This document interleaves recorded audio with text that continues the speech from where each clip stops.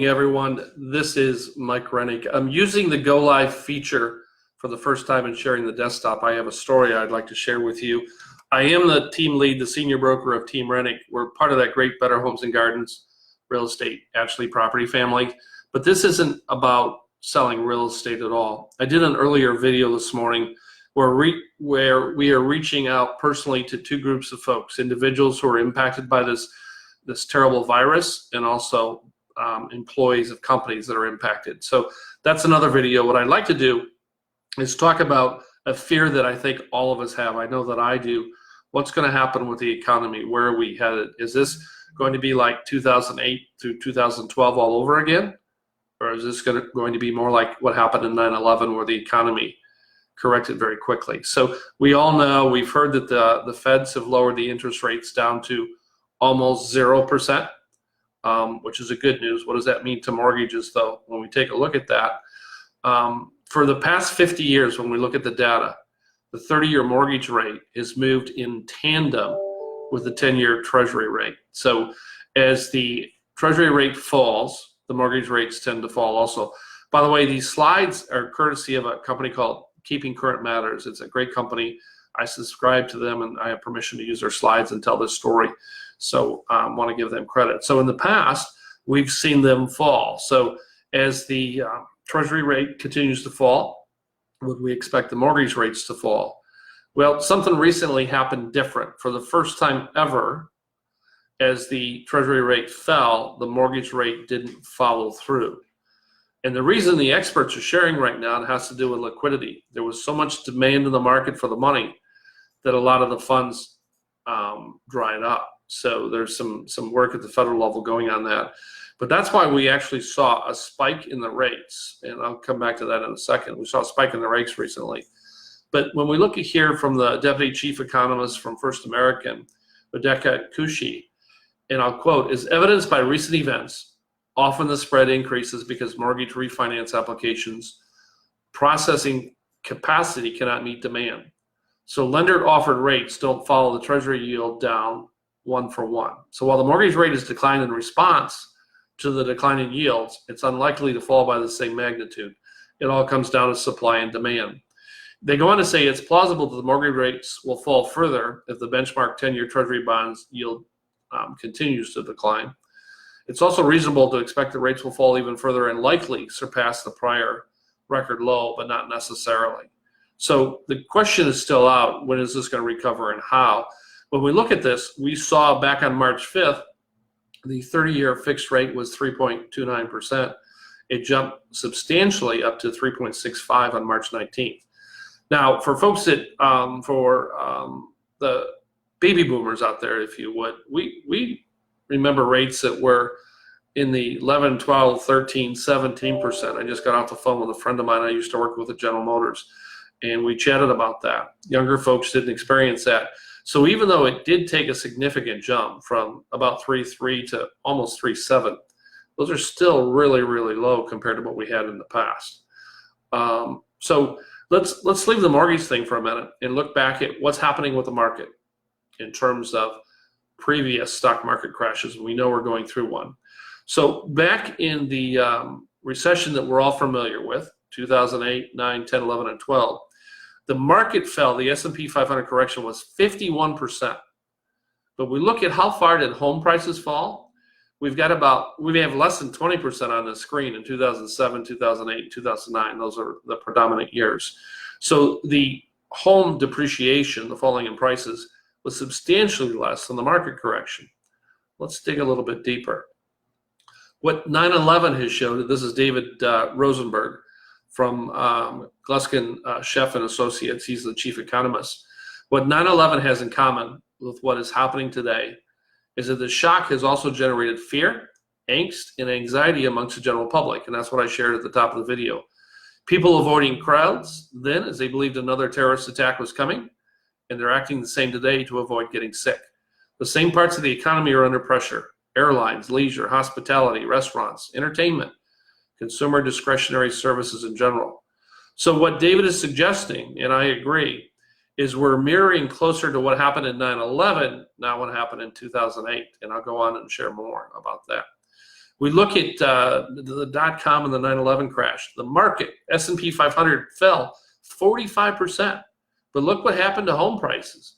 2000 it went up 8.6%, 2001 6.6, 2002 8.5. So the message is, when we're going through this major stock market correction, it doesn't have to impact the housing market, and that's good news. Now, I'm not suggesting people should be buying and selling today, not at all. But what I'm trying to do is look at what will happen when this is over and get us ready for that. So recession does not necessarily mean we'll have a housing crisis. Let's take a look at Bill McBride, calculated risk.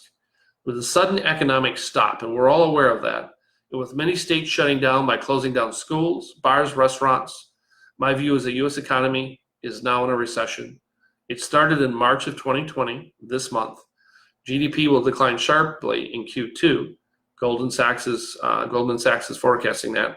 The length of recession will depend of course, on the pandemic. How long is the virus going to have a major impact? But let's take a look at this. So they're suggesting a 0.2%, very small drop off in Q1, which ends at the end of this month. That's January, February, March. In Q2, they expect a 5%, or forecasting a 5% reduction. Q3, they expect growth of 3%. Q4, growth of 4%, and future strong gains in 2021, I'm sorry. So their forecast is we're taking the dip, but it's going to be not like the U that normally happens. It'll be more like a V shape. We're going down, we'll hit the bottom, we'll get our arms around this god-awful virus, and when things happen, the economy is going to come back with a vengeance. Let's take a look at Wells Fargo.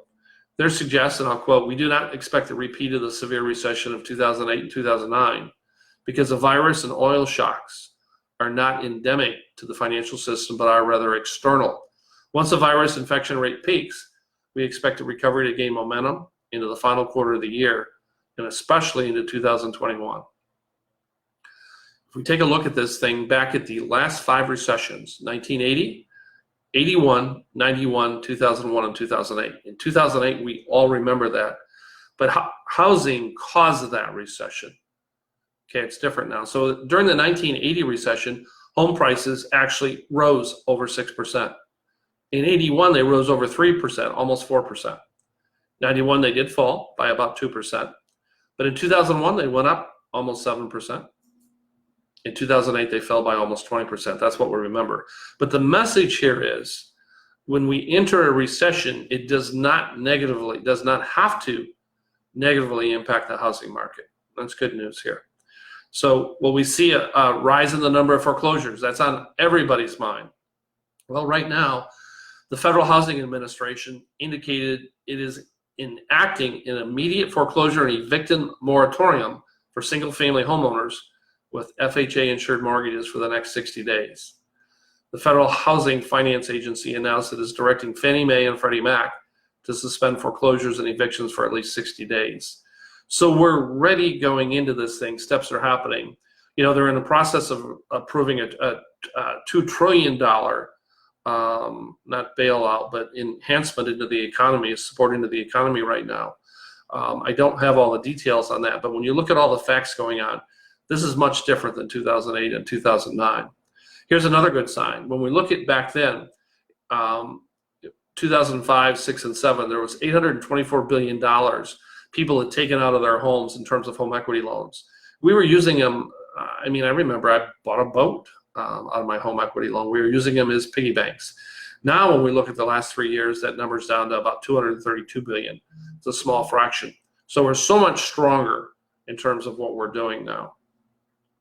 We take a look at what's our payment as a percent of income. Back early on, we saw that it was as high as 18%. The historic norm is 21%. But when we look at it today, it's down below 15%. So again, people are taking less money out of their homes for the equity loans. Your payment as a percent of your income is lower than it's ever been. All of those are very strong signs for the economy as we move forward. So again, these slides are all part of Keeping Current Matters. I want to thank them for the ability to do this. So here's Mike's take. Here's what I believe. We're all into an area of unknown. Nobody can say for sure what's going to happen, but we do know that we will come out of this one day, and I personally believe that day will be sooner rather than later. There's a lot of brilliant minds working on the health aspect, and that's the number one thing right now. When that day happens, all the experts that I can find are forecasting a very, very strong recovery. So I share this because part of our fear, at least part of my fear, is what's going to happen as we move forward. And I think this is a good news story. We'll continue to bring whatever facts and figures I can find and continue to share that with everyone. If you have any questions, let me know. This is Mike Rennick. My personal cell is 941-400-8735. Thanks for watching, everyone.